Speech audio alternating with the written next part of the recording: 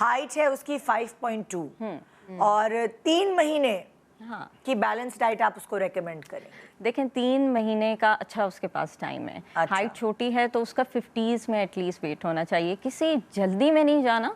आप 4 वीक्स में या 1 मंथ में 4 to 5 kgs कम कर सकती हैं। एटलीस्ट उसको 15 kg 12 to 15 kgs कम करना चाहिए।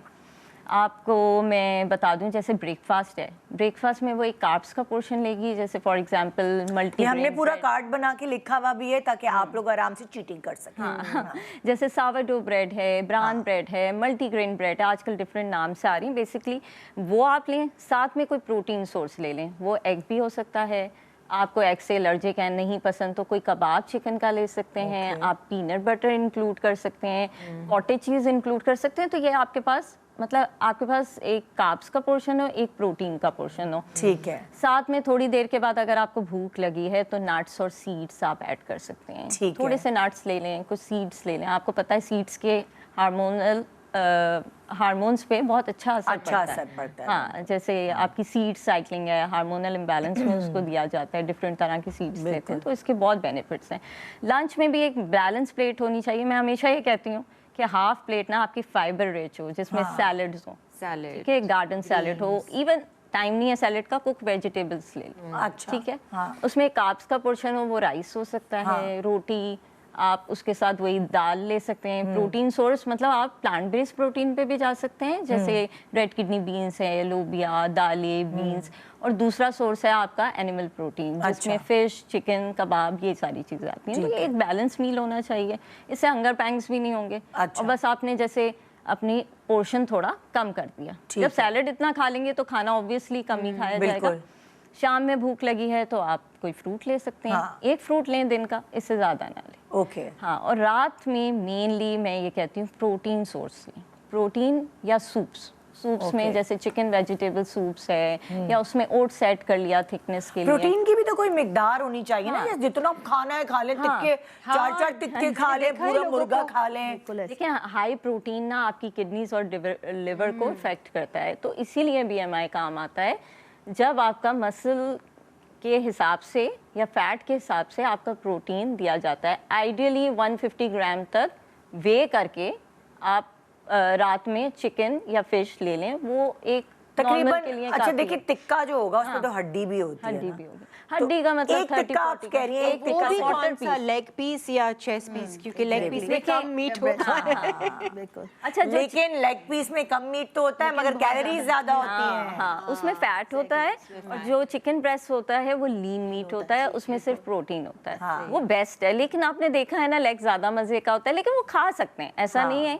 लेकिन अगर बेस्ट चॉइस पे हम जाएं तो चिकन ब्रेस्ट होता है। Chicken breast. हाँ, तो मतलब ये ना हो कि वो फ्राइड हो या बहुत हो, अच्छा ग्रिल्ड हो।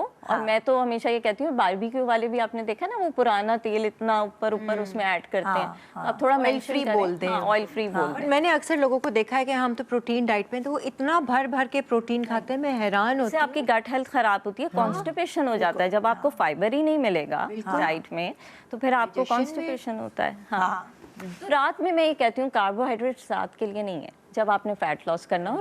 कार्बोहाइड्रेट्स एक तो ब्लड शुगर इंक्रीज करते हैं और एनर्जी में कन्वर्ट करते हैं। रात में हमने बैठना या सोना ही होता है। रात का मील अगर आपने लाइट रखा ना तो बहुत आराम से वेट कम हो सकता है। चाहे चलो दोपहर में अगर आपने थोड़ा सा घी का पराठा भी खा लिया ना तो कोई हार्म नहीं करेगा। लेकिन रात में आपने प्रोटीन ले लिया या आपने सूप्स ले लिया जिसमें वेजिटेबल, चिकन, कॉर्न्स, आजकल तो वैसे ही विंटर है, कितना आसान है कि हम सूप्स भी लें, उसी में अपना चिकन ऐड कर लें, फिश साथ ले लें। अच्छा, मुझे तो बेस्ट जो है ना ये इंटरमिटेंट, ये जो आपका 16 to 18 आवर्स वाला जो एक विंडो होता है ना, लेकिन किरण लोग खराबी क्या कर रहे होते हैं, लोग 3 बजे उठ के इंटरमिटेंट ये गलत है। ये फिर गलत है ना, टाइमिंग के साथ। हाँ, सनसेट सनराइज। लाइक मैं इंटरमिटेंट करती हूँ तो मैं 8 बजे तक खाना खा लेती हूँ और फिर मैं शो के बाद सबसे पहले 12:30-1 बजे तक मैं फ्रूट खाती हूँ सबसे पहले। बिल्कुल सही है। क्या ये सही है कि फ्रूट आप, मैं थोड़ा सा प्लीज आप मुझे बताइए।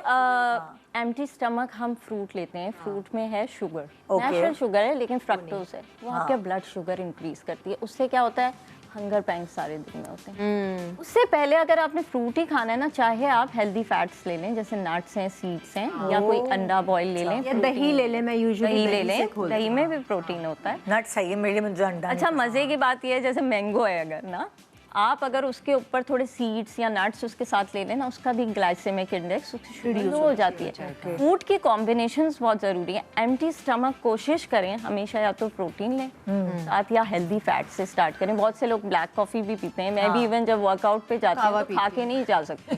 कावा पी लें, ब्लैक कॉफ़ी पी लें, कुछ नट्स लें। नहीं तो ब्लैक कॉफ़ी तो मैं अभी पीऊंगी ना, शो के दौरान ब्लैक कॉफ़ी पीऊंगी। उसके बाद ब्लैक कॉफ़ी आपके लिवर के लिए बहुत अच्छी है, आपका मेटाबॉलिज्म फास्ट करती है। उससे साथ ना पहले कुछ 4 बादाम भी खा लें। ओके, हाँ, तो फिर उसके बाद फ्रूट खाएं। फिर आप फ्रूट खाएंगे ना, तो फ्रूट से आपको वो वाले हंगर पैंक्स नहीं आए।